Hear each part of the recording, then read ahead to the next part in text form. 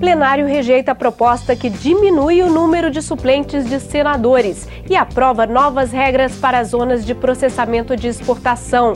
Marcha dos prefeitos. Presidente Renan Calheiros critica prioridades do governo e o número de ministérios e apoia reivindicações municipais. Comissão dá sinal verde para Sistema Nacional de Prevenção à Tortura e proposta amplia a participação popular no processo orçamentário. Você vê agora no Jornal do Senado. Boa noite. Faltaram 3 votos para que o plenário aprovasse a redução do número de suplentes de senador. A proposta que muda a Constituição estava na pauta desta terça-feira. Foram mais de 3 horas de debates.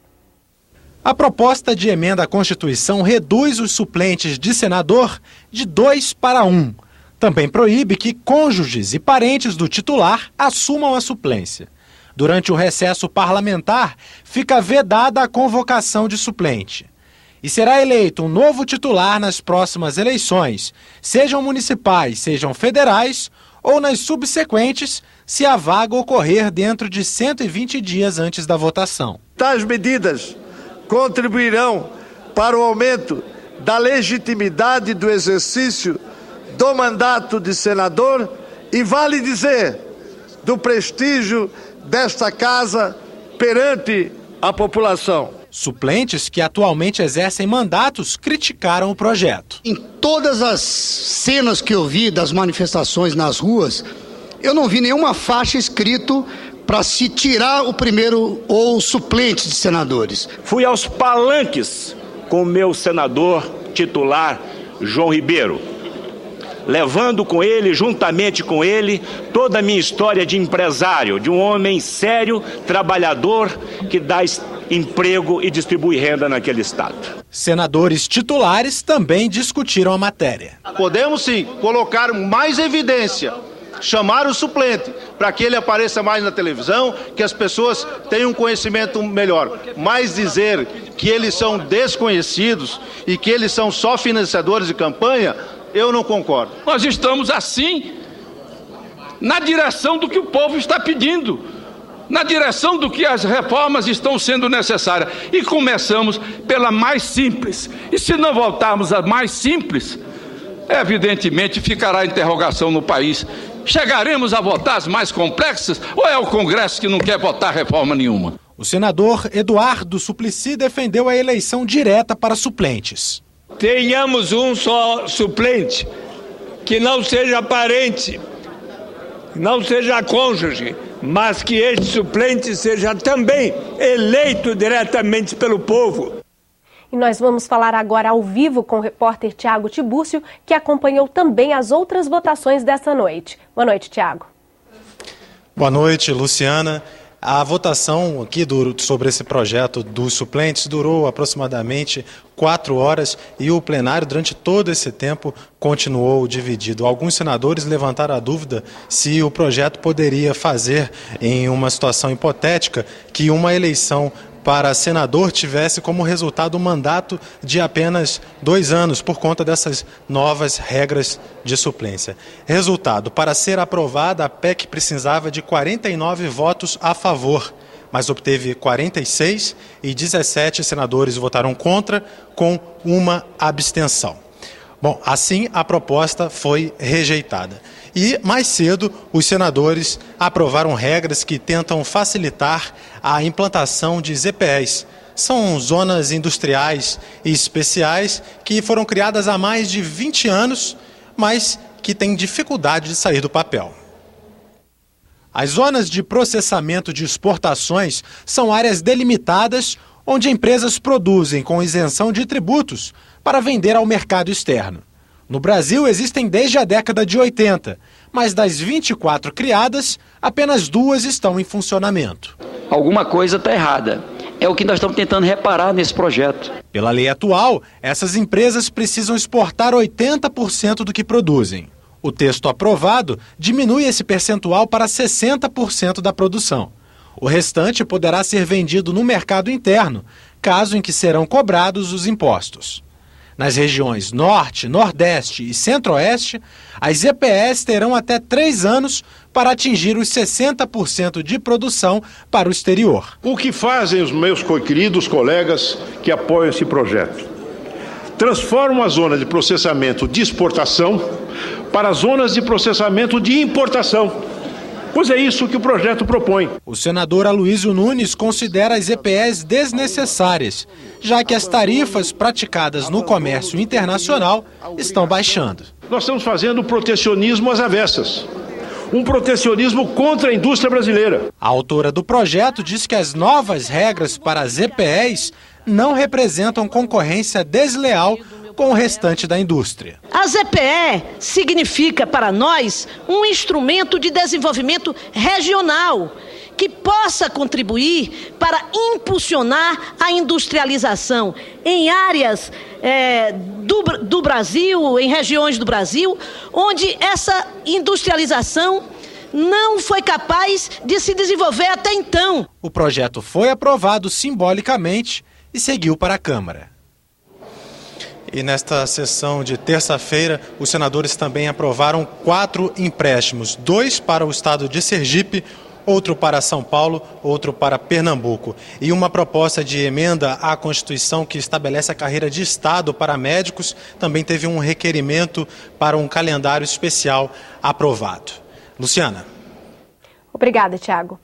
E o presidente Renan Calheiros criticou hoje as prioridades dos gastos do governo federal e o número de ministérios. As declarações foram feitas a prefeitos que acompanharam a instalação da Subcomissão de Assuntos Municipais. O auditório Petrônio Portela, no Senado, estava lotado por prefeitos e vereadores de todo o país. A Subcomissão Permanente de Assuntos Municipais, ligada à Comissão de Assuntos Econômicos, vai analisar projetos de interesse das prefeituras. A senadora Ana Amélia foi eleita presidente. Ela destacou uma proposta de emenda à Constituição que evita perdas no orçamento dos municípios. Obriga a União, toda vez que ela desonerar daquelas receitas que compõem o Fundo de Participação dos municípios, compensar o dinheiro que é retirado unilateralmente das prefeituras. A gente sabe que o Brasil não tem dinheiro para tudo, mas então vamos sentar e conversar. Mas não fazer uma lei dizendo que é tudo competência do município sem o dinheiro onde fazer. A subcomissão foi instalada durante a marcha dos prefeitos a Brasília. Este ano, eles cobram, entre outras medidas, o reajuste da verba para programas do governo federal executados pelas prefeituras, como o Saúde da Família, e o aumento do percentual que é repassado pelo Fundo de Participação dos municípios. O presidente do Senado apoiou as demandas dos prefeitos. Confira os principais pontos do discurso do senador Renan Calheiros. Fundo de Participação dos Municípios. De todas as promessas e compromissos que a presidente deve fazer, o fundamental compromisso é esse compromisso que todos nós temos defendido novamente, que é a elevação do percentual de distribuição da cota dos municípios. Orçamento da União. A partir dessas manifestações de rua, o que mudou no nosso país foi, sobretudo, a prioridade do orçamento. O que é que nós devemos fazer diante desse quadro de desoneração? É dar mais 1% aos municípios no fundo de participação? É fazer uma atualização per capita dos programas do governo federal? Ou é mandar 80, 90, 100 bilhões para o BNDES emprestar meia dúzia de empresários que já não tem mais onde botar o dinheiro? Passe livre. Como é que um país dá Bolsa Escola, da Bolsa Família, para você manter o aluno na escola e não lhe custeia sequer a passagem da sua casa para o estabelecimento onde ele estuda? Todo país do mundo que priorizou a educação, ele custeia, ele paga o transporte escolar do seu aluno, todo, sem exceção. Prioridades do governo.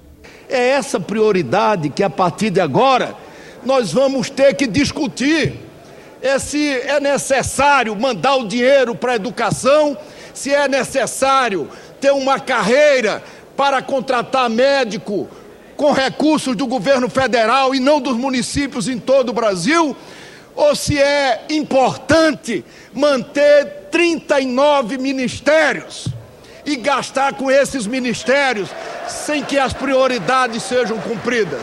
Rádio e TV Senado. Eu quero novamente assumir com os prefeitos e prefeitas do Brasil um compromisso de que novamente nós vamos, na grade da TV e da Rádio Senado, dedicar um espaço para discutir os problemas dos municípios brasileiros. O ministro das Relações Exteriores e o chefe do Gabinete de Segurança Institucional da Presidência da República confirmaram a vinda ao Senado nesta quarta-feira. Eles vão prestar informações sobre as denúncias de espionagem no Brasil. Os requerimentos de convite dessas e outras pessoas foram aprovados em reunião da Comissão de Relações Exteriores. 4 ministros devem vir ao Senado ainda nesta semana para dar explicações sobre a suspeita de espionagem dos Estados Unidos no Brasil. O ministro das Relações Exteriores, de Defesa, das Comunicações e do Gabinete de Segurança Institucional.